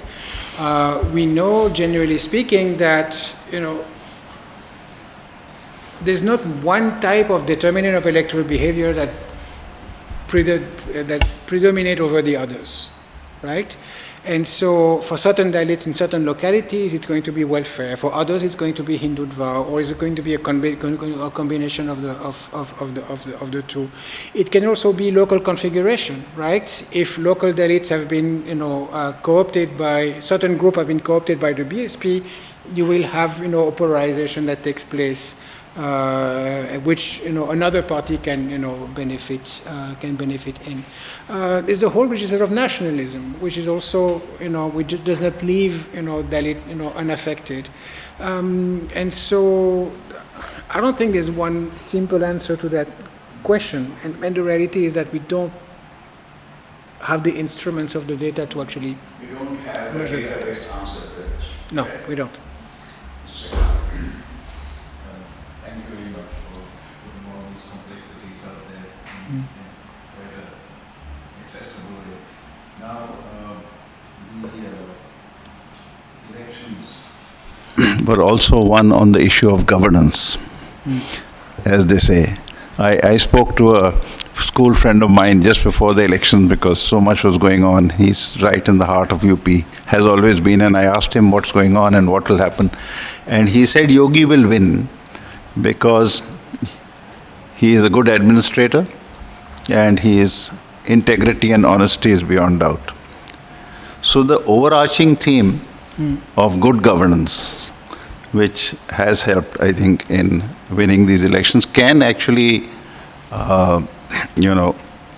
counter these divisive and polarizing forces. Now, if you see a recent incident, you excluded the Muslims and you excluded the women, more or less, and you're talking about good governance, and immediately after the elections, 2 Dalit women are raped by 6 men. Who are not Muslims, I think. Yeah. Upper caste Hindu. So, with this narrative, you have to see what's happening on the ground as well. Yeah. And whether 5 years from now, people will still buy your, narrative of good governance. So it's a very good question, and to answer it, I think we need to unpack the meaning of that word governance, which is always very loosely defined, and which, in the case of UP, is very often used as a euphemism for, either transformation of the welfare regime or strongman politics.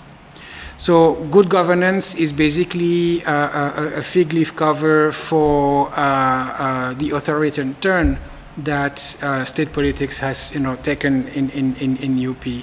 Good governance is a euphemism for being tough on crime, using methods that are hardly compatible with democratic norms and democratic systems.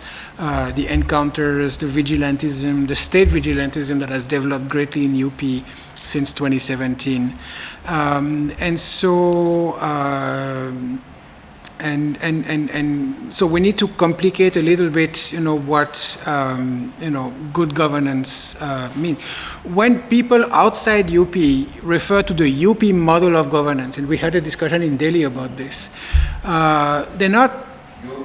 They're not referring to his qualities as an administrator. They're referring to bulldozers, and those bulldozers are used predominantly against opponents, dissenters, protesters, citizens, and Muslims to a very large extent, right?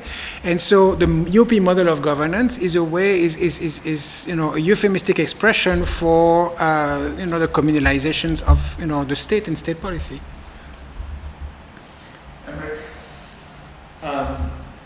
Gilles, thank you for this, and also somebody who's used the electoral data a lot for the great public good.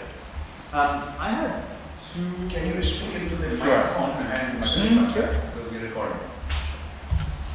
I had two questions and then maybe a question and a comment. The first question is sort of on, and I realize this is a talk about UP, but like Perna, I was curious about the comparative aspect, right? So part of the underlying argument here is that because of the changing nature of the Indian economy and who holds capital in the Indian economy, the type of representative in UP is changing, right? So would that also not be true for Indian elections more broadly? And I don't know if you can speak to that or not with the data, with the work that you have done. It sounds like you can speak to that with the data, but I don't know if you can speak to that with the work that you've done. So do we see this increasing homogenization of the political class in other states and MLAs in other places? Because surely if this is about the transformation of the Indian economy, this has been going on in places other than UP, especially places that are more vibrant economically than, like, I'm thinking like Karnataka, Andhra Pradesh, and things like that. Two, I'm actually curious about assets of Muslims, and this is going to come to my maybe provocative comment. Assets of Muslims and how rich Muslim candidates are in this. One thing that was striking in the paper was that the two parties who have the poorest candidates are also the two parties that are least successful, the Congress and the BSP. And those can't be unrelated, right? That if you are attracting poor candidates, you are less likely to win, right? And then the sort of third comment / maybe provocative statement is maybe this whole master narrative is sort of epiphenomenal, right? Like you get power and then you come up with narratives to justify how you came to power later, right? And you come up with narratives to rule. And basically what the BJP has done is got a bunch of rich people together who can actually get into power. And then we have a narrative of communalism. And the reason that you've sort of excluded Muslims is because they're poor. And it's Muslims' economic exclusion that is leading to political exclusion, rather than some sort of master narrative about why the coalitions that the BJP is building. No, thank you. Great questions. So on the changing nature of the economy, that's exactly the argument that I make. And so this is going into, this is a book project that I'm working on right now. I've sort of put different aspects into paper form for this presentation, but there is a chapter on sub-regional variations, which I've not mentioned at all here. Within UP, which shows that the regions where the economy has transformed the most are the regions precisely where you find more of these wealthier, strong men, wealthier, business-grounded or business-embedded politicians. For example, Western UP. So Western UP, some parts of Awadh in and around Lucknow, but with great disparities. And these are also the sub-regions that have seen the more churning in terms of representation patterns, right? In Rohilkhand, there's been a rise of Muslim representation. In Western UP, it's a free-for-all competition between every group who are all invested in some form of business activities. But in the Northeast or Eastern UP, the least developed, the more stagnating or declining, economically speaking, part of the state, representation patterns are actually very stable and favor traditional elites. In fact, something that Christophe wrote about the Silent Revolution, what I find is that the Silent Revolution did not take place uniformly everywhere. Upper caste representation has never been challenged in the Northeast, right? In the Northeast or in Awadh. If you look at caste-based strongholds, constituencies that keep electing someone who belongs to the same caste over time, most of these, first there are few of these strongholds, most of them are Rajputs, And all of them are either in the Northeast or in Harvard, right? And so the causal factor, for these variations has a lot to do with. By Northeast, you mean Varanasi and above? Yeah, above. Yes, Varanasi and above on the map. that's right. So from Ghazipur to Gorakhpur and that, in that area. And so there is a very clear link, between uneven economic development and the kind of churning that translates into politics, right? On the assets of Muslims, so the fact that Muslims tend to be wealthy is a measure of selection biases from political parties rather than a commentary on Muslims communities themselves, right? They tend to be upper caste Muslim, they tend to be wealthy, they tend to belong to prestigious families. And so there is no dearth of individual Muslims who actually have the resources to get into politics. Until 2012, Muslims obtained a proportional representation in the assembly for the first time ever. 18% of the population, they had 17% of the seats, right? But that's also because there was a pool of Muslim candidates who had the resources to get SP and BSP tickets, basically. Now, the exclusion of the BJP is complete, is deliberate, and is meant to be a signal of exclusion. Like the public sphere, that belongs to the majority, that belongs to Hindus. Whenever I'm in discussion in panels, or when I have interviews with BJP politicians, and or whenever they are asked these questions, publicly, what about communalism? The standard answer is always the same. Muslims can be beneficiaries of all social programs like everyone else, but they don't have a vocation of, joining our party. They don't have a vocation of becoming politicians, right? So we don't want to exclude them completely from, welfare redistribution, but the public sphere belongs to us. And that's the purpose of vigilantism, right? It's claiming ownership and dominance over the public sphere through violent actions and pressures, right? And it's also a convenient way to send a strong message of where the BJP stands with regard to Muslims' participation in public life, right? So I don't think it has anything to do with wealth among the community. And then on the master narrative becoming epiphenomenal, I completely agree, because something that's quite irritating about political commentary in India is that it always suits the fact after the fact, right? Success explains success. Why did the BJP did this, and they had a massive victory, therefore everything they did must have caused that victory to happen. And so explaining success by success, basically, and explaining defeat by defeat for the Congress Party or the BSP, and that's obvious. So what I'm trying to do here is to show that there is a master narrative about inclusion. It has many aspects. Caste is one aspect of it, but religion is another. Communalism, of course, is a strong drive to build this imagined community of Hindus, right? And what I'm trying to do is to show that if you look at empirical evidence, you can see that this master narrative actually has a lot of holes. Because even the caste diversity that has been achieved by the BJP and other parties has strong limitations, right? You still have hierarchies that are maintained. You still have these hierarchies find a way to sort of resurface. And so that leads me to think that those master narratives may be dominating now, but they're not necessarily, they relate to a reality that is necessarily more complicated, more complex, and more fluid and more transient as well. And so I don't do prediction, except to usually say that I'm quite pessimist about the way political developments happen in India or in UP and elsewhere. But I'm quite confident that these two also shall pass, right? And the new forms of politics will emerge. And but I find also in a lot of political commentary, a lot of there's a kind of a shock and awe effect of BJP dominance, right? It looks so powerful, so their strategy seems to be so effective. The way they neutralize their opponents and the way they concentrate resources, the way they dominate the public sphere, the way that it creates this shock and awe impression that there is no possible alternative.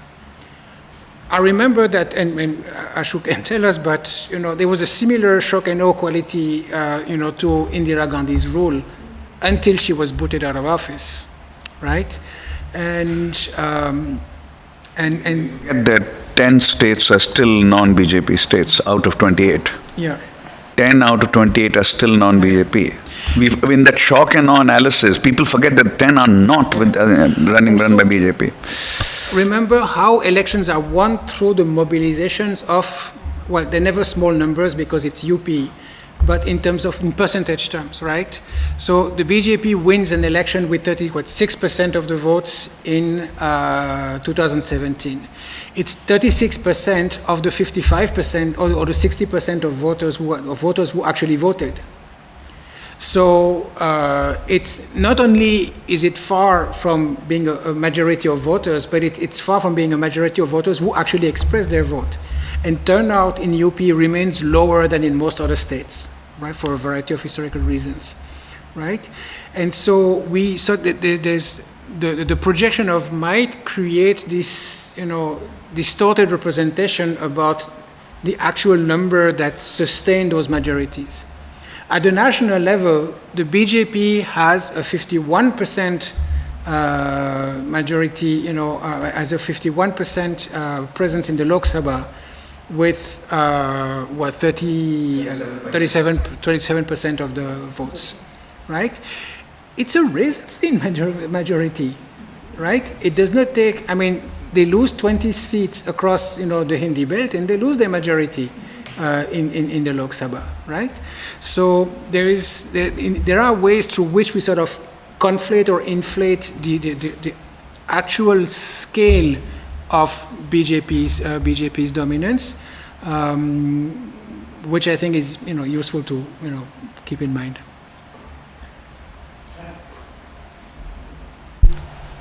Hi, my name is Surya. I'm a junior, and thank you so much for coming. It was a very interesting talk.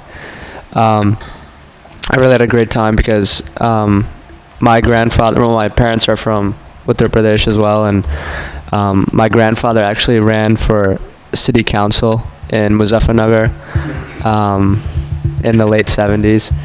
And it was interesting, hearing you talk about the occupations that people listed. I was just texting my dad while you were talking. His occupation was a sugar industrialist, so agriculture. And I think just one thing I was wondering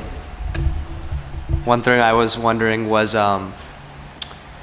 if a lot of people who had power in UP tended to be high caste and very wealthy, if you could clarify how there was such a high turnover rate at times, and how those two things were correlated, or if that was at a different state level versus local level.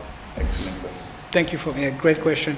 So one way to answer your question is to, what was the requirement to gain power in UP in the past, or at the time where your grandfather ran for office, in Muzaffarnagar? You needed an upper caste status, you needed land, and you needed a Congress ticket. Right? These were the base of power, right? And gradually, and I'm grossly simplifying a complex process of transformation, but those bases of individual power shifted from land to different forms of capital, grounded in new sectors or emerging sectors of economic activity. So some of the old ones like sugar remains, but construction and real estate and transport companies and basically all the business activities that have to deal with, the building of the infrastructure of a growing economy, right? So from land to capital, from high caste status to caste numbers, right? The local configuration, the local demographic distribution in a given constituency. And from Congress, it went from a Congress ticket to what I call an ABC, which is anything but a Congress ticket, right? So it has to be, a major party ticket. And so that basically accounts, for the changing profile, because when those who have the resources come from sectors which are not a proprietary domain of a particular groups, could be banya and trades, it could be upper caste and ownership of public companies, it could be a lot of things, right? Position of influence. Then those emerging sector of activity are themselves super competitive. Why is the turnout so high? The turnout, the Election turnout. That is one of the a large part of the question. Turnout or turnover? Turnout. Turnout. Why is it? The Lok Sabha elections were 65% plus for the first time in 2014, 2019. UP is about the same. UP is lower. 60. Yeah, actually. 58 to 60. Yeah, something like that. Yeah, not 65 plus. Okay. No. But that's also pretty high. Yeah. Yeah, but UP is usually lower. I think there's a range of explanations. There's an attachment for elections. The elections are meaningful, right? There's a lot at stake with whoever comes to power. That comes to your question about what happens to those local strongmen. MLAs may not matter much in a larger scheme of things, but they still matter locally, right? They still wield a lot of power and influence. So whose side you're on still matters a lot. So there's a lot at stake. Then there's a work by Mokolika Banerjee on the meaning of the vote, the fact that voting in itself is an enactment of the promise of citizenship and democratic equality.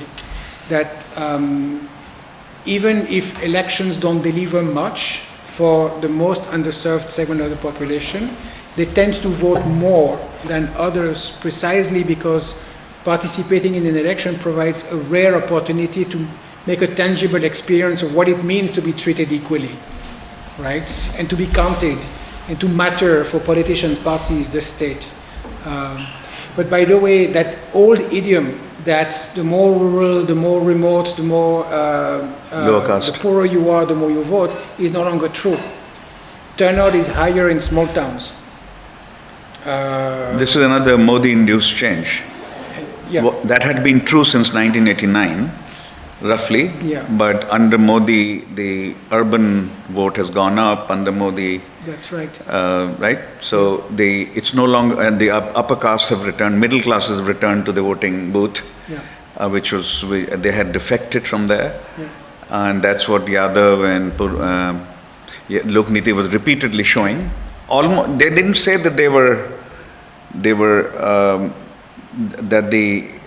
said that the lower caste, the rural people, the poor people were voting at least as much, if not more, than the upper caste, the richer, the urban, right? That was the idea, which itself was a new development after about 85 to 89. Yeah. And now the middle class, the urban, the upper caste has returned to the voting booth. Yeah, I know that's correct. Yes. So there's necessarily, a multiplicity of factors that go into making the turnout at the level where it is.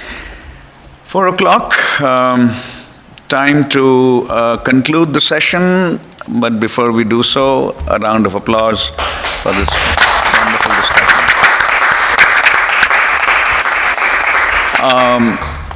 Our next meeting next two meetings are at Harvard, Tanu Kumar and Vinita Yadav.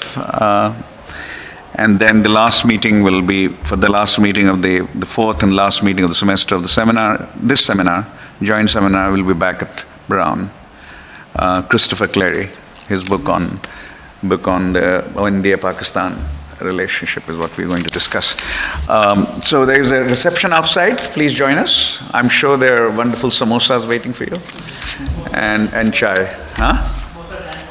Samosas and pakoras and chai, right? And?